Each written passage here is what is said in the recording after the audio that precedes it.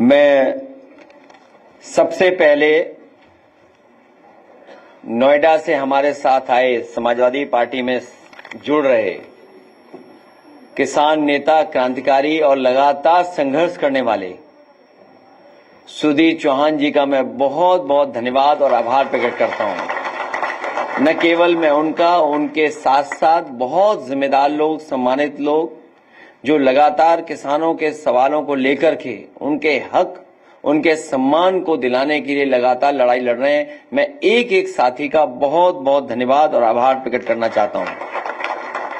वहीं हमारे साथ जो आज जुड़ रहे हैं पूर्व में रहे विधायक अमर सिंह चौधरी जी, मैं उनका स्वागत करता हूं। उनके आने से समाजवादी पार्टी को जहां मजबूती मिलेगी, वहीं समाजवादी पार्टी का लगातार पीडीए परिवार को बढ़ाने का जो लगातार हम लोग का प्रयास है, उसमें जुड़ने से हमारे पीडीए परिवार को और आगे बढ़ने का मौका मिलने जा रहा है। वहीं सामाजिक न्याय के राज के स्थापना के लिए जो संघर्ष समाजवादी पार्टी कर रही है, उसमें हमें उनके जुड़ने से बहुत बड़े पैमाने पर ताकत मिलेगी। मैं उनका धन्यवाद देता हूं। उनके साथ बड़ी संख्या में जो उनके साथी कार्यकर्ता हैं, उनका भी आभार, क्योंकि इतने लोग नहीं आ सकते थे, बड़ी संख्या में जिले में ही लोग हैं। मैं उन साथियों का भी बहुत बहुत आभार प्रकट करना चाहता हूं। आज हमारे साथ विद्यासागर जी और लालजी भारती जी जो जुड़ रहे हैं, जो बहुजन समाज पार्टी को छोड़कर के आज हमारे साथ आए हैं।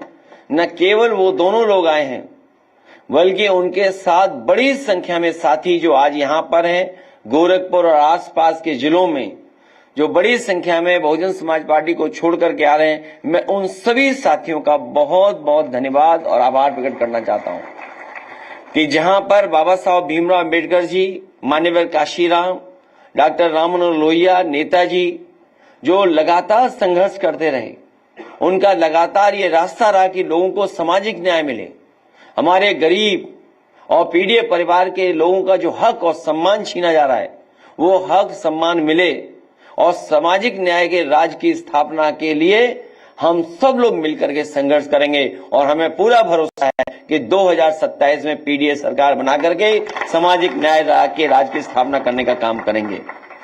मैं नोएडा से बात इसलिए शुरू करना चाहता हूं क्योंकि दिल्ली का किनारा है। नोएडा में न केवल नोएडा के लोग और आसपास के लोग रहते हैं, बल्कि अगर हम देखें तो दुनिया के तमाम देशों के लोग वहां रहते हैं, कारोबार कर रहे हैं। और वहां के लोग कारोबार से जुड़े होने की वजह से आज नोएडा तरक्की और खुशहाली के रास्ते पर है।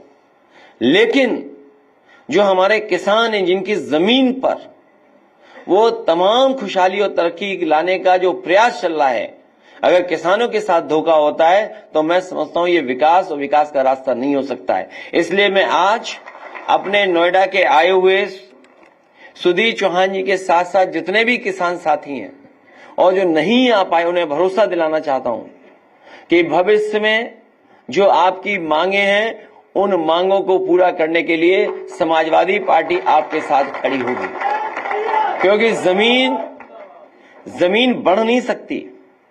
जितनी खेती है, खेती करने लायक जो जमीन है, वो एक्सपेंड नहीं हो सकती है। लेकिन लगातार जिस तरीके से अर्बनाइजेशन हो रहा है, विकास हो रहा है, या विकास के लिए जरूरत पड़ रही जमीन, हमारी जमीन सिकुड़ती चली जा रही है। और वहीं जो फैसले सरकार को लेने चाहिए थे, जिससे हमारा किसान खुशहाल होता, खुशहाली तो दूर, समय समय पर भारतीय जनता पार्टी की सरकार साजिश षड्यंत्र करती है और जो कानून है, कानून की परवाह न कर करके, दबाव बना करके, झूठे मुकदमे लगा करके, डरा करके, उनसे करार करके, सहमति कर करके जो जमीन छीनने का सिलसिला जारी हुआ है, हम लोग इसका विरोध करते हैं। और भविष्य में किसानों को सर्किल रेट बढ़ा करके मार्केट वैल्यू दिलाने का काम हम लोग करेंगे, जिससे कि हमारे किसान भी खुशहाल हों। आने वाले समय में समाजवादी पार्टी का यह प्रयास होगा कि आपको लखनऊ आने में 5 साढ़े 5 घंटे से ज्यादा समय ना लगे।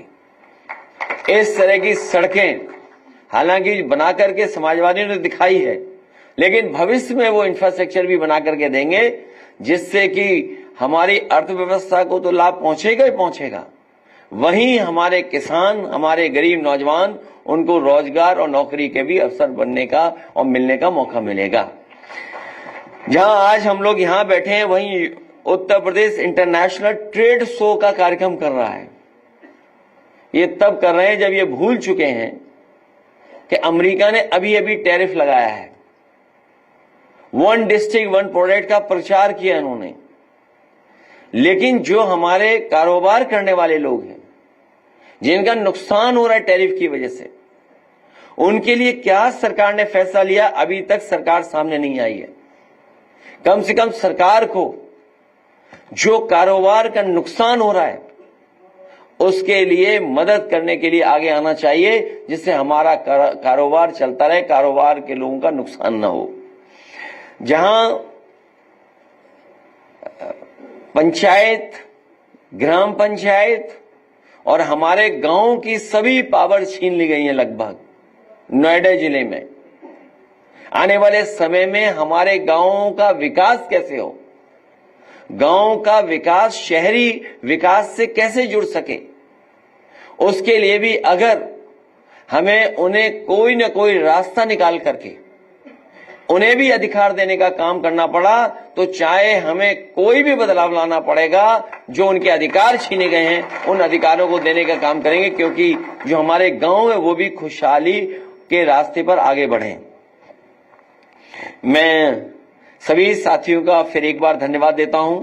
साथ ही हमारे जो साहित्यकार कवि हेमंत सिंह राजपूत जी, जिन्होंने पहले भी हम लोगों के बीच में आकर के बहुत महत्वपूर्ण जानकारियां दी, आज अपनी लिखने के तरीके से, कविता से ये जो समाज की सेवा कर रहे हैं, और तमाम वो लोग वीरांगना महारानी अवंतीबाई जैसे महापुरुष लोग जिनको हम भुला देते हैं, पुनः उनकी यादों को जीवित करना, उनका संघर्ष और उनको सम्मान दिलाने का काम करें। मैं उनको बधाई देना चाहता हूं, हेमंत सिंह राजपूत जी को और उनके सभी साथियों को। साथ ही साथ ये शिवा सिंह जी को और उनके परिवार को, आदरणीय बाबूजी को मैं बहुत बहुत धन्यवाद देता हूं कि एक बहुत पुरानी किताब और एक बहुत अच्छी किताब जिसमें बड़ी जानकारी है, न केवल भारत के लोगों के विदेश में बसने का, बल्कि उनके जीवन के बारे में, उनके संघर्ष के बारे में।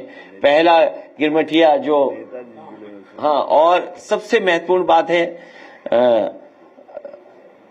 गांधी जी, उनकी जानकारी उनके बारे में। लेकिन वहीं उस समय नेताजी ने जो सहयोग किया, और यहां जितने भी साहित्यकार, हमारे पत्रकार साथी सब जानते होंगे कि अगर नेताजी के पास कभी कोई आ गया होगा और कभी उन्हें जरूरत महसूस की होगी कि इस तरह के काम से समाज की सेवा होगी, तो कभी भी नेताजी पीछे नहीं हटे।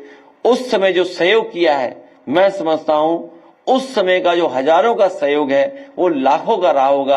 अगर हम आज उसकी वैल्यू देखें तो उसी का परिणाम ये है कि आज हमारे पास इतना बड़ा इतिहास हमारे हाथ में है। हमें उम्मीद है इसको लोग पढ़ेंगे और जानकारी हासिल करेंगे। मैं इनको भी बधाई देता हूं। वहीं हमारे बहुत जिम्मेदार पार्टी के संगठन के नेता और वाराणसी के बहुत ही पुराना सम्मानित परिवार, उनका साथी और समाजवादी संगठन का हमारा पदाधिकारी, जब भी वाराणसी में प्रधानमंत्री जी आते हैं या मुख्यमंत्री जी आते हैं, सबसे पहले पुलिस इन्हीं के घर भेज दी जाती है। न जाने कितनी विजिट हुई होंगी, जितनी उन लोगों की विजिट हुई है उतनी ही विजिट पुलिस की इनके घर पे हुई है। इन्हें सुरक्षा नहीं दी गई है, इन्हें सुरक्षित माहौल में बैठा दिया जाता है। और जो उनके सवाल है बहुत बुनियादी सवाल है कि जो सीवेज है, जो सीवेज ट्रीटमेंट प्लांट है, जो एनटीपीसी का प्लांट लग रहा है, उसकी वजह से बड़े पैमाने पे जो आबादी वहां पर रह रही है, उसके स्वास्थ्य को लेकर के गंभीर सवाल हैं जिनका जवाब सरकार के पास नहीं है। कोई प्लांट लगे, विकास हो, उसके खिलाफ हम नहीं हैं, लेकिन अगर आबादी के बीच में लग रहा है तो सोचिए वहां के रहने वाले लोगों के स्वास्थ्य की अगर चिंता नहीं होगी तो ऐसे विकास के साथ हम लोग कभी खड़े नहीं हो सकते।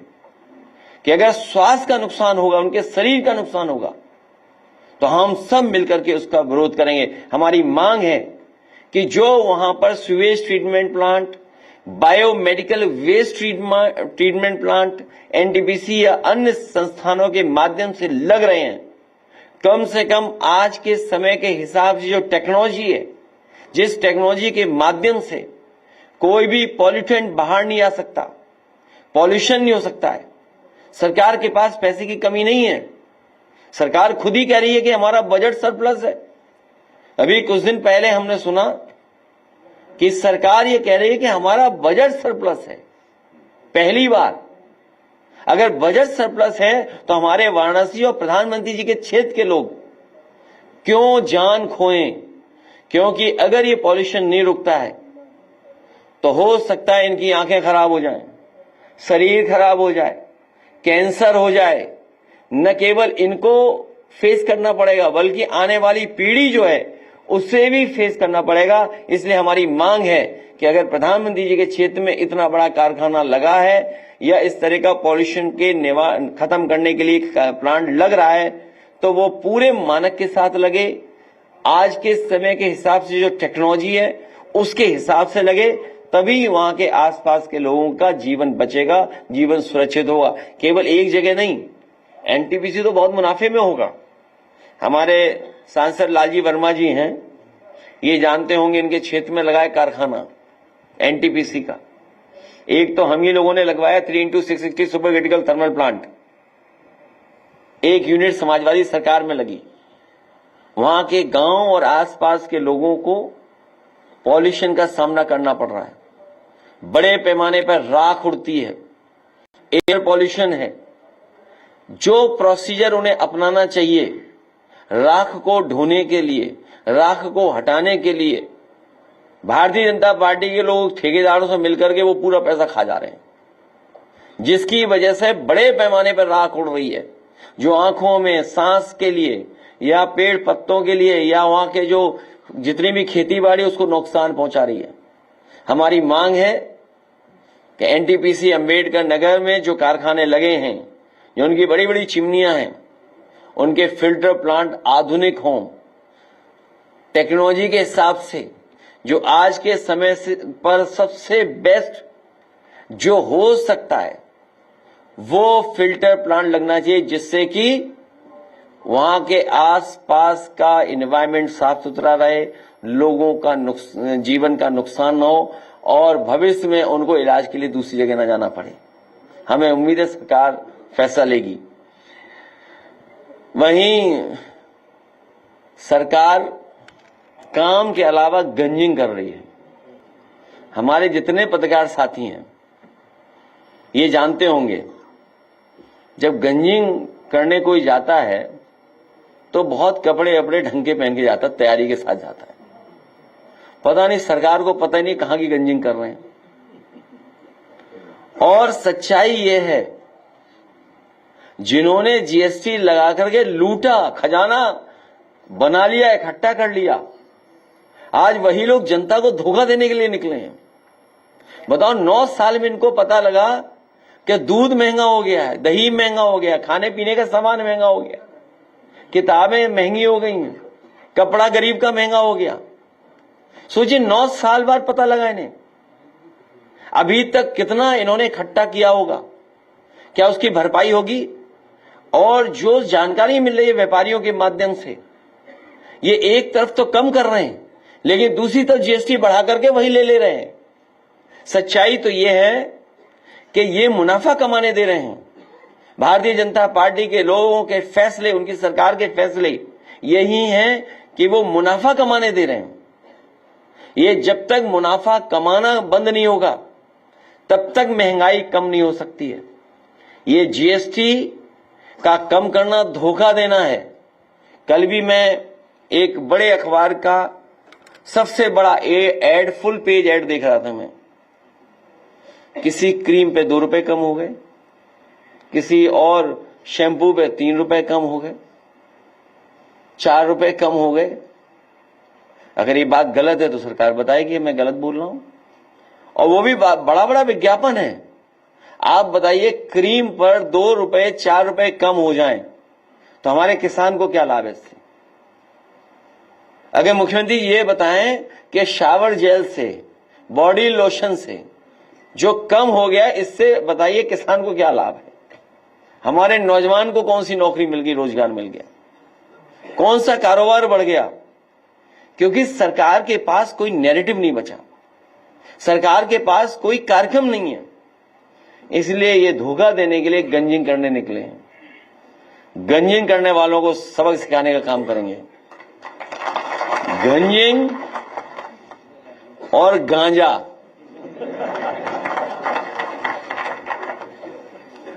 आज ही एयरपोर्ट पर जो गंजिंग कर रहे हैं उन्हें पता होगा, अखबार पढ़ा होगा उन्होंने, कि 2 माह में 44 करोड़ गांजा पकड़ा गया। बताइए, अगर हम ये थोड़ा गलत पढ़ें तो मामला गड़बड़ा जाएगा। गंजिंग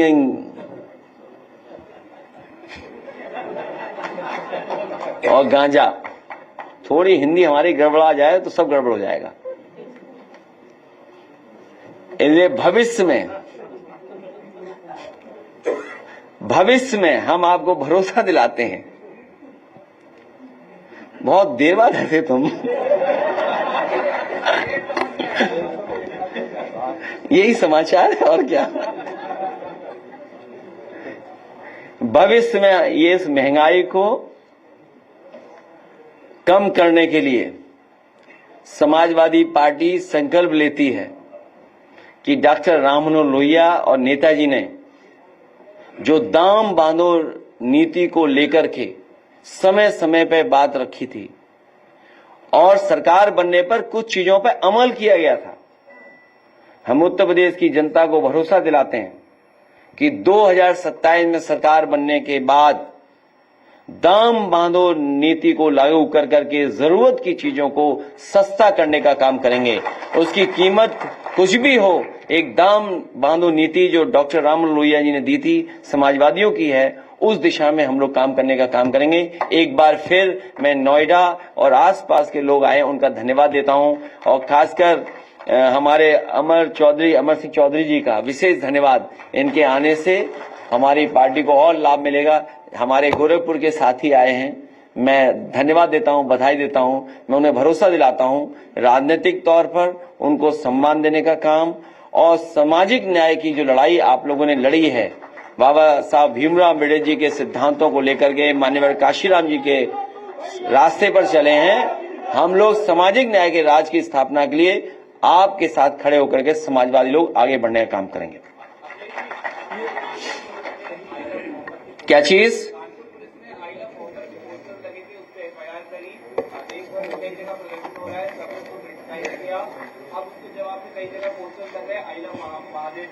देखिए, मैं ये बहुत सेंसिटिव इशू है, दोनों बहुत सेंसिटिव है।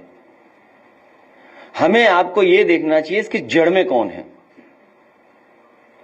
उस विषय पे हमें कुछ नहीं बोलना। हालांकि वो बहुत खराब बात हो जाएगी, मैं नहीं बोलना चाहता हूं, लेकिन आपको सवाल, इससे महत्वपूर्ण सवाल पूछना चाहिए था। आप सोचिए, पुलिस किडनैपिंग कर रही है उत्तर प्रदेश में। पुलिस के लोग किडनैपिंग कर रहे हैं, फरौती में 20 लाख रुपए मांग रहे हैं। और कानपुर की घटना आपको पता ही है। जिस समय सच्चाई से खुलासा होगा, बड़े पैमाने पे आईपीएस, बड़े पैमाने पे पुलिस के अधिकारी, बड़े पैमाने पे बीजेपी के लोग शामिल निकलेंगे, जिसमें इतने बड़े पैमाने पर घोटाले हो रहे थे कानपुर में। सोचिए, क्या आप कल्पना कर सकते हैं कि अपराधी पुलिस और बीजेपी एक हो? ये तिगड़ी, अभी तक तो हम लोग चुनाव की तिगड़ी देखते थे कि चुनाव आयोग, सरकार के अधिकारी और बीजेपी तीनों मिलकर के काम करते थे। कानपुर में एक कदम आगे अपराधी बीजेपी और पुलिस मिलके लोगों को परेशान कर रही थी। हालांकि धर्म में एक दूसरे के प्रति अगर आई लव यू कहने लगे तो सब मामले खत्म हो जाएंगे।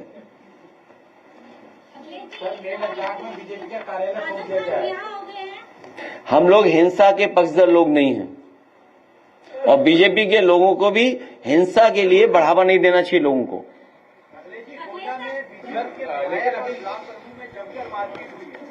ये कौन सी नई बात हो रही है? ये तो जमकर के पिटाई है, डब्बे टकरा रहे हैं। अभी तक तो इंजन टकरा रहे थे, याद कीजिए आप। अभी तक तो हम और आप लोग देख रहे थे इंजन टकरा रहे हैं, अब तो डब्बे भी टकरा रहे हैं। अब सवाल यह है कि वो सफेद टेबल पर बैठ करके समझौता कब कराया जाएगा। मुझे नहीं उम्मीद है कि समझौता करा पाएंगे, क्योंकि वहां पर सम्मान की लड़ाई है।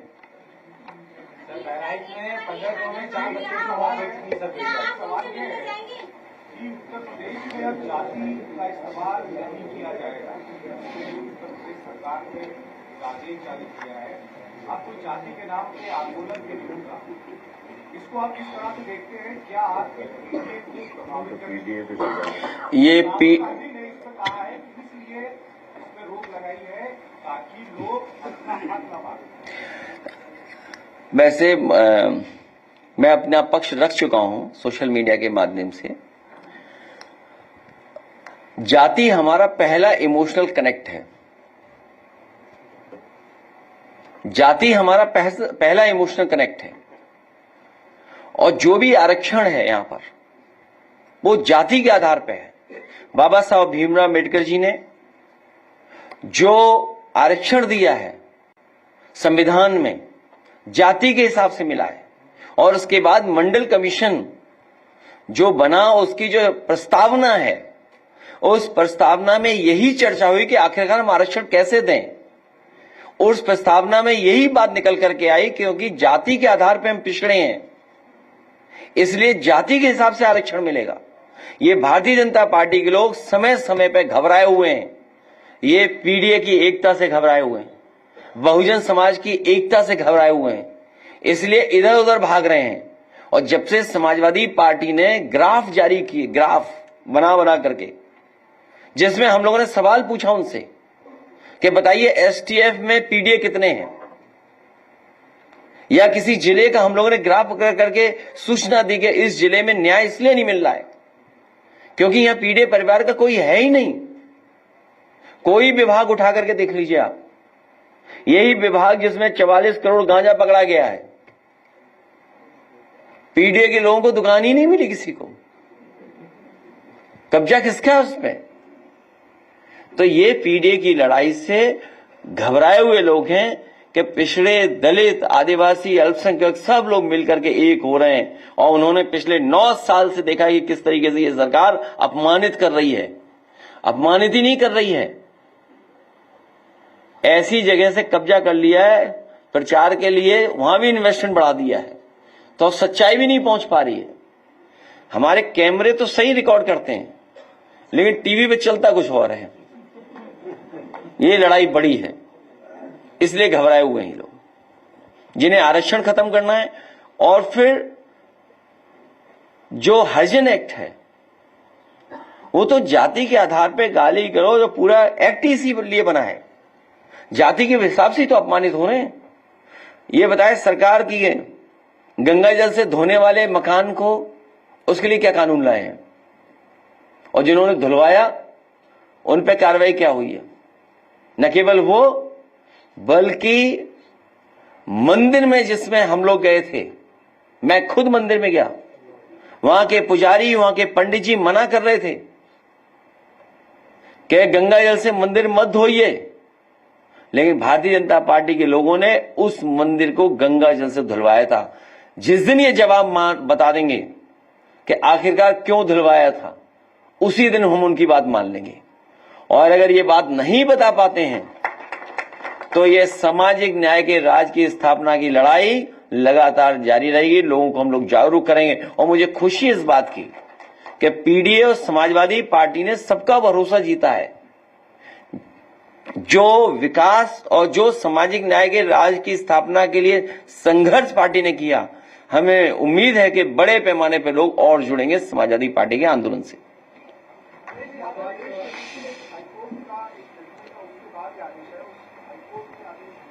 अरे मैंने इतना बता दिया, उसी में निकाल लो जो निकालना है। हमने कहा जब तक ये नहीं बताएंगे गंगा जल से क्यों धोया, हमारी लड़ाई चलती रहेगी सामाजिक न्याय की। और आपको बाबा साहब भीमराव अम्बेडकर जी ने जो संविधान में आरक्षण क्यों दिया, ये तो पढ़ना चाहिए आपको। वो पढ़े ही नहीं है जो सरकार के लोग बैठे हुए हैं। वो घबराए हुए हैं कि उनकी पोल खुल जा रही है आजकल सोशल मीडिया से, यूट्यूब पर। पत्रकार साथियों ने बिजली विभाग के भ्रष्टाचार को सब उजागर किया, उनके खिलाफ एफआईआर हो गई। तुम हाईकोर्ट जाओ। हाँ क्या, हमें उम्मीद है कि आपकी बात कोई सुनेगा, न्याय मिलेगा। क्या हुआ, पत्रकार को जेल भेज दिया? कार्रवाई तो डरा रहे हैं तुम्हें, तो डर क्यों रहे हो?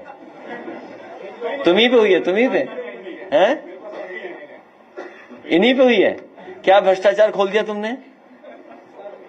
विद्युत विभाग का मामला है और उसकी खबरें मैंने कई दिन प्रकाशित किया और उसमें अमोली चौकी इंचार्ज भी संलिप्त हैं। उन्होंने कहा कि आप जाके मामले को सॉर्ट आउट कर लो, मैंने मना कर दिया। इसके बाद पुलिस ने और जेई ने मिल के मेरे नाम में फाइल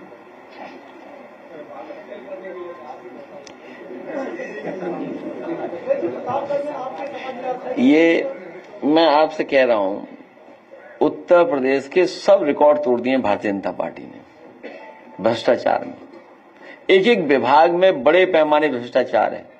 अभी एक विधायक ने उनके ने बताया कि 10% तो हमारा है। लोग बुरा मान गए, बोले हम तो ज्यादा लेते थे, बताएगा 10%। सोचिए आप 10% खुले मन से बोल रहे हैं विधायक जी, तब कुछ नहीं हो रहा। और एक बीजेपी के विधायक ने टेबल पे फेंक दिया है अधिकारी के सामने पैसा, कि लो पैसा तुम्हें, तभी तुम हमारा काम करोगे। और वही नहीं, आप में से कोई नहीं बताया। ये बताओ वो उत्तराखंड में पैसा किसका पकड़ा गया था? आप बताओ, सब जानते हो। सब घबराए हुए इस तरह के पत्रकार। एक बहादुर पत्रकार है, मैं बधाई देता हूं इस पत्रकार को, कम से कम भ्रष्टाचार इसने खोला है। क्योंकि कल को हमें भी तो नहीं फेस करना पड़ेगा, तो हम लोग नाराज नहीं हो सकते ऐसे लोगों से। अब सही, उत्तराखंड में कितना रुपया निकला बताइए आप। और हम तो मांगते मांगते थक गए। वो कानपुर वाला पैसा ही तो दे दो, हमारा चुनाव तो लड़ लें हम लोग। वो भी तो बीजेपी का ही था, निकला। सोचिए आप, बीजेपी का निकला। और हमें आपको उलझाया हुआ है कि क्रीम पाउडर शैम्पू में 2 रुपए कम हो गए, 4 रुपए कम हो गए। अच्छा, आप खुद बाजार जाइए, हम भी जाएंगे बाजार। ये जो बुलवाया जा रहा है ना स्टेटमेंट, ये सब बीजेपी वाले हैं। कल मैं स्टेटमेंट देख रहा था कई लोगों को। ये वो लोग हैं जो मुनाफा कमा रहे हैं, बड़े पैमाने पे मुनाफा कमा रहे हैं। उन्हीं के इंटरव्यू लेने के लिए आपको भेजा जा रहा है। ये बात हमें समझ में नहीं आती क्या? जो ज्यादा मुनाफा कमा रहे हैं, और मुनाफा कमाना ही भ्रष्टाचार होता है ज्यादा। अखिलेश जी, बीजेपी के सांसद हैं रवि किशन, वो कह रहे हैं कि जीएसटी पर 50% की छूट हो गई है। आपको जैकेट 3000 रुपए की मिल रही थी, वो मात्र 1600 रुपए मिल जाएगी, और 100 रुपए वाली की मात्र 45 रुपए मिल जाएगी। मेरे पत्रकार साथी, गर्मी में कौन जैकेट पहनेगा? अच्छा, गर्मी में तो वैसी ही सस्ती बिकती है। आप बताइए, सर्दी में एसी सस्ता बिकता है कि नहीं बिकता है? कमाल हो गया, ये कोई बात हुई? अच्छा, गर्मी में आप जैकेट खरीदोगे? गर्मी में जैकेट तो ऐसी सस्ती मिलती है। प्रदेश में राजधानी में एक कैबिनेट मंत्री को निजी अस्पताल में इलाज करवाना पड़ रहा है, आम जनता का सरकारी अस्पताल। केवल निजी अस्पताल मत, मैं उनके स्वस्थ होने की और कामना करता हूं, जल्दी स्वस्थ हों, अच्छा स्वस्थ हों। और जो भी संबंधित डॉक्टर देख रहे हो, मैं उनसे भी कहूंगा कि जल्दी अच्छा इलाज कर दें उनका। ये समाजवादी पार्टी का बनाया हुआ मेदांता हॉस्पिटल है, जिसका शिलान्यास नेताजी हम लोगों ने किया था। और ये बात भी ठीक है कि प्राइवेट हॉस्पिटल इधर बढ़े हैं, और नोएडा में भी हम लोगों ने जगह दी थी उनको। हमें उम्मीद है कि सरकारी अस्पताल भी के साथ साथ ये जो प्राइवेट अस्पताल बन गए बड़े बड़े, ये इलाज सस्ता करेंगे। जब आपके अस्पतालों में अच्छा इलाज मिलेगा, क्वालिटी का इलाज मिलेगा, तो कोई भी प्राइवेट अस्पताल में नहीं जाएगा। मलेशिया महू वहाँ पे तमाम लोग रहते हैं, उनके घर पर बुलडोजर चला दिया गया और वो ये किसी बिल्डर से मिलकर के जमीन बेच दी होगी। हथौड़ी दिखा रहे उसको मार दिया। ये किसी बिल्डर को जमीन बेच दी होगी। उस बिल्डर को सावधान रहना चाहिए। समाजवादी लोग देख रहे हैं इस बात को। हैं? हम लोग हिंसा के पक्ष में लोग लेंगे, हम लोग हिंसा के पक्ष में नहीं।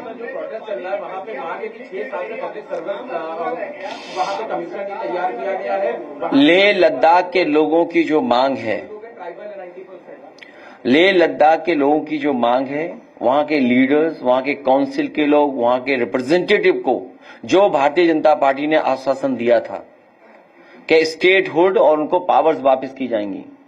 याद रखिए, मुनाफा कमाना ही भ्रष्टाचार नहीं है। नेताजी और समाजवादी लोग कहते थे वादा खिलाफी भी भ्रष्टाचार है। ये जो वादा खिलाफी भारतीय जनता पार्टी ने किया, उसी का परिणाम है कि उन्हीं का कार्यालय जला दिया गया। वादा खिलाफी की वजह से है, क्योंकि तमाम वीडियोस और तमाम स्पीचेस हैं जहां पर यह आश्वासन दिया गया था लेह लद्दाख के लोगों को। और क्योंकि बॉर्डर स्टेट है, हमारी बॉर्डर स्टेट है, सेंसिटिव स्टेट है, बॉर्डर स्टेट की जो भी मांगे हैं वो सरकार को माननी चाहिए। ये वही स्टेट है जहां पर अभी कुछ दिन पहले चीन के लोग घुस गए थे। हमारे फौज के लोगों को किस तरीके से अपमानित होना पड़ा था। वो न जाने क्या नुकीली चीज लाए थे, वो वॉर नहीं, किसी और नुकीली चीज से नुकसान पहुंचाया था। इसलिए बॉर्डर स्टेट सेंसिटिव स्टेट है। इन बॉर्डर्स को और सुरक्षित करने के लिए सरकार को इन स्टेट के लोगों की बात माननी चाहिए और ज्यादा बजट देकर के वहां पर खुशहाली लानी चाहिए। तुम पढ़े लिखे नहीं हो क्या? तब ठीक है, मैंने अपना कार्यक्रम भेज दिया, हम जाएंगे। देश में पहली बार रेल आधारित मिसाइल जो है आज सफल परीक्षण किया गया। इसके बाद ये बताया जा रहा है उसकी मारक जो क्षमता है 2000 किलोमीटर। क्या कहना चाहिए? मैं खुद मिलिट्री स्कूल से पढ़ा हूं और मेरे साथ के पढ़े हुए फौज के बहुत अच्छे स्थान पर हैं। आज भी अगर एनडीए में जाओगे, बड़े पैमाने पे जॉर्जियन साहब पाओगे। अभी कुछ दिन पहले 100 साल एक मिलिट्री स्कूल के मनाए जा रहे थे, उस कार्यक्रम में भी शामिल हुआ था। बड़े बड़े अधिकारी वहां आए थे, रिटायर्ड अधिकारी भी थे। फौज को और मजबूत बनाने के लिए टेक्नोलॉजी को जिस तरीके से वॉर में इस्तेमाल किया जा रहा है, तो हमारे जितने भी मिलिट्री स्कूल्स हैं या जहां पर बड़े पैमाने पे ऑफिसर्स बनाए जा सकते हैं, क्योंकि जो टेक्नोलॉजी वॉरफेयर है उसमें भी हम लोग मजबूत दिखाई दें, इसलिए ऑफिसर्स भी अच्छे हों और अग्निवीर व्यवस्था हमेशा के लिए खत्म हो जाए, तभी हमारी फौज मजबूत दिखाई देगी। किस पे? प्रधानमंत्री जी मेड इन इंडिया पर बार-बार बोल रहे हैं और ट्रंप के रेसिप्रोकल टैरिफ के बाद H-1B वीजा और अभी 4 अगस्त, 15 अगस्त और 25 अगस्त को ही प्रधानमंत्री ने इस पर कहा है कि हमारे पास made in India is the only option, we can make India better. और उसके बाद अभी जो ट्रेड है 2014-15 में वो 60.41% था। 23-24 का जो ट्रेड है वो 101.75 अरब डॉलर लगभग चाइना के साथ बढ़ा है। क्या कहेंगे अगर third largest party of this country, आपका क्या कहेंगे? बहुत दिनों बाद ही आए हैं पत्रकार हमारे। चीन के खिलाफ हम लोग हैं। प्रधानमंत्री तो मेड इन इंडिया पर बहुत फोकस कर रहे हैं। अरे तुम्हें बोल तो दिया कि समझ में नहीं आता समय। भाई ऐसे ये पत्रकार साथी बहुत जागरूक है और बहुत महत्वपूर्ण सवाल इसने पूछ लिया, लेकिन ये प्रेस में आता नहीं है, कभी कभी आता है। कई मौकों पर समाजवादी पार्टी ने कहा कि चीन हमारी जमीन को भी कब्जा कर रहा है, हमारे बाजार को भी कब्जा कर रहा है। और आज जिस ट्रेड की आप बात कर रहे हैं, हमारा पूरा बाजार भरा पड़ा है चीन के सामान से। तो एक तरफ जहां आप स्वदेशी की बात कर रहे हैं, मेक इन इंडिया की बात कर रहे हैं, या उनकी जो स्कीम और थी मेक इन इंडिया को और सपोर्ट करने के लिए, वो सब स्कीम्स फेलियर रही हैं। आपकी स्कीम्स जमीन पर नहीं पहुंची। भाजपाइयों के लिए इतना ही है कि ये लोग मुंह से स्वदेशी और मन से विदेशी हैं।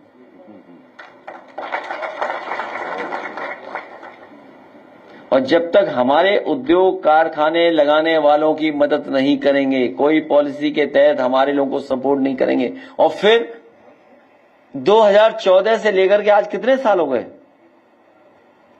11 साल हो गए। सोचिए 11 साल में आपको रिजल्ट नहीं दे पाए, और हमारे जितने भी पड़ोसी देश हैं सब हमसे खिलाफ हो गए।